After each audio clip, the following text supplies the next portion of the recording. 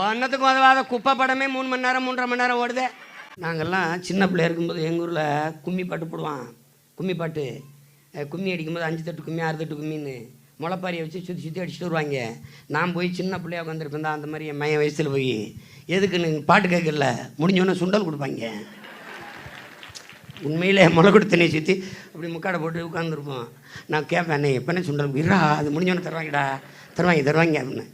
அப்படியே வருவாங்க. ஏன்னா ஒரு சுண்டல் கொடுப்பாங்க, சின்ன பிள்ளைகளை கூட்டிகிட்டு போனால் 2ஆக கொடுப்பாங்க. அவங்கள காட்டி வாங்கிடலாம், அதுக்காக என்னை கூட்டி போவாங்க.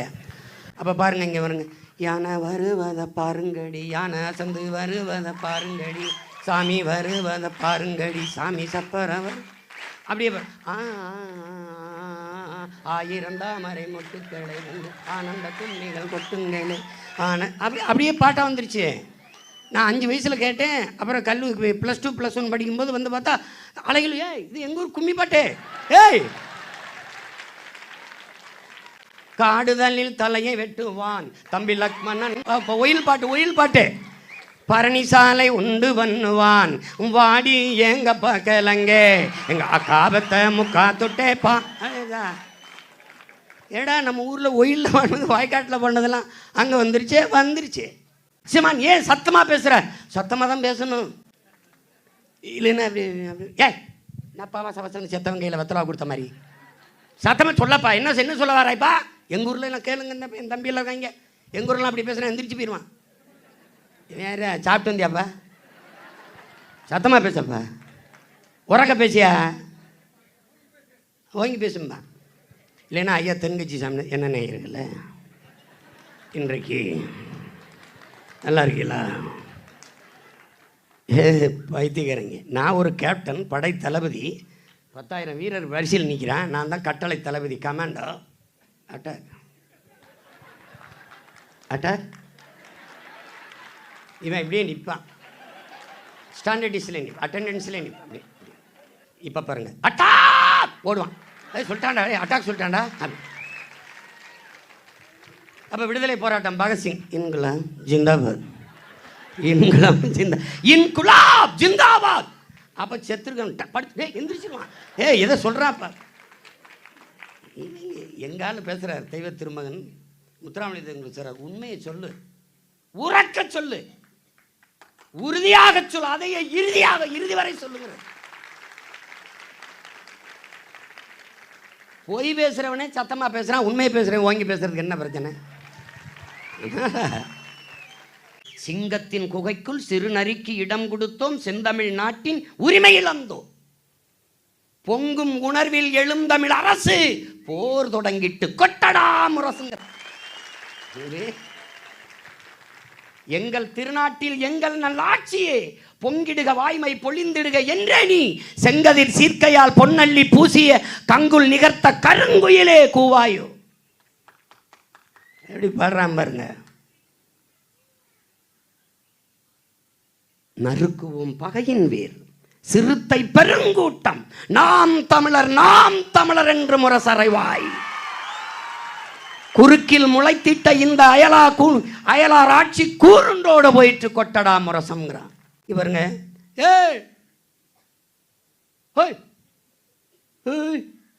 இப்படி ஒலி எழுப்புனா. இப்போ எதுக்கு முதல் மொழி தமிழுங்கிறான்னா, இந்த ஒலி முழுக்க தமிழ் இருக்கு.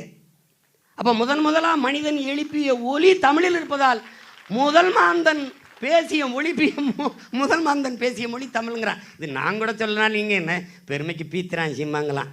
அமெரிக்க மொழியியல் ஆய்வறிஞர் அலெக்ஸ் கூலியர் மாணவர்களுக்கு பாடம் நடத்தும்போது உலகில் மனிதன் முதலாக பேசிய மொழி தமிழ்னு எழுதுறான். இந்த இருக்கு வலையொலியில். அந்த இது எழுப்புறான், அந்த ஒலி என்ன பண்ணுறான், மறுபடியும் தூர நிற்கிறாங்களா, அவங்கள கூப்பிட முடியல, கை தட்டுறான். இப்போ தட்டின பாருங்க, அப்படி சுற்றி தட்டின பாருங்க, அப்படி தொடர்ந்து தட்டுறான். அப்போ அது ஒரு வடிவமாக வருது. குச்சி எடுத்து தட்டுறான், குச்சியோட மரத்தில் தட்டுறான், கல்லில் தட்டுறான், தொடர்ந்து தட்டுறான், அதில் பிரிக்கிறான் அப்படியே இசைய. அப்படி அப்போ இருந்தே உருவாகுது. இந்த பயல இடையில வந்து இது நாங்கள் தான் முன்னாடி, நீங்கள் தான் முன்னாடி வெறியேற்றிக்கிட்டு போய் உழைச்ச தமிழை வளர்க்கிற தமிழ் மீட்சியே தமிழர் எழுச்சி என்கிறார் மொழி ஞாயிறு தேவேனைய பாவனர். தமிழ் மீட்சியுறணும், தமிழர் எழுச்சியுறணும், தமிழர் ஒற்றுமை வரணும். ஒற்றுமை பெற்று தமிழ் தேசியத்திற்கு அரசியல் வரணும். தமிழ் தேசியத்திற்கு என்று அப்போதுதான் அதிகாரம் வரும். அதிகாரம் வந்தால்தான் பன்னெடுங்காலமாக அடிமைப்பட்டு கிடக்கிற தமிழ் தேசிய மக்கள் பாதுகாப்பாக வாழ முடியும். அங்கே பேசுனாங்க பாருங்க, கடைசியா மொழியை பேசலைன்னா செத்து போகும். 7012 மொழிகளுக்கு மேலே. அதில் அவங்க சொன்னாங்க பாருங்க, கணக்கிட்டு கடைசியாக 2 மொழிக்கு தான் இலக்கியம் இருக்குது அப்படின்ட்டு. 2 மொழிக்கு தான் இருக்குது. அதில் ஆற்றூர் ரவிவர்மன்கிற கேரள கவிஞன், சீனர், கிரேக்கர் இவர்களை தவிர தன் மிகச்சிறந்த இலக்கியங்களை தன் தாய்மொழியிலேயே படிக்கிற வாய்ப்பு இந்தியாவில் தமிழர்களுக்கு மட்டும்தான் உண்டுங்கிறார்.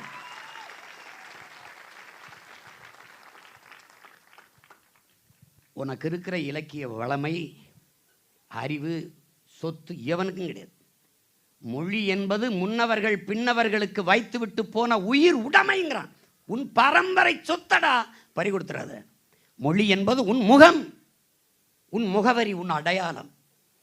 முகம் சிதைந்து அழிந்தால் இறந்தால் இந்த சீமானின் பிணத்தை எப்படி அடையாளம் காட்ட முடியாதோ அப்படி உன் மொழி சிதைந்து அழிந்தால் உன் இனத்தை உன்னால் அடையாளம் காட்ட முடியாது.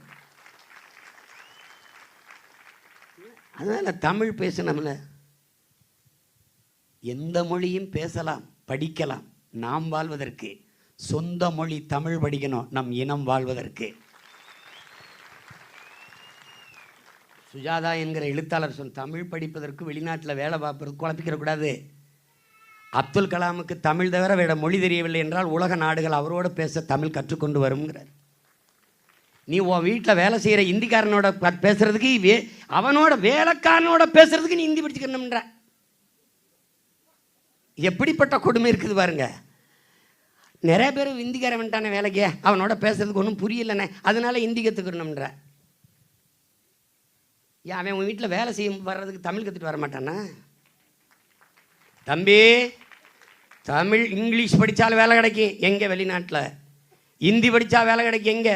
வட இந்தியாவில். தமிழ் படித்தால் மட்டும்தான் தமிழ்நாட்டில் வேலை கிடைக்கும். எப்போ? சீக்கிரம் சீக்கிரம் சீக்கிரம் நடக்குது.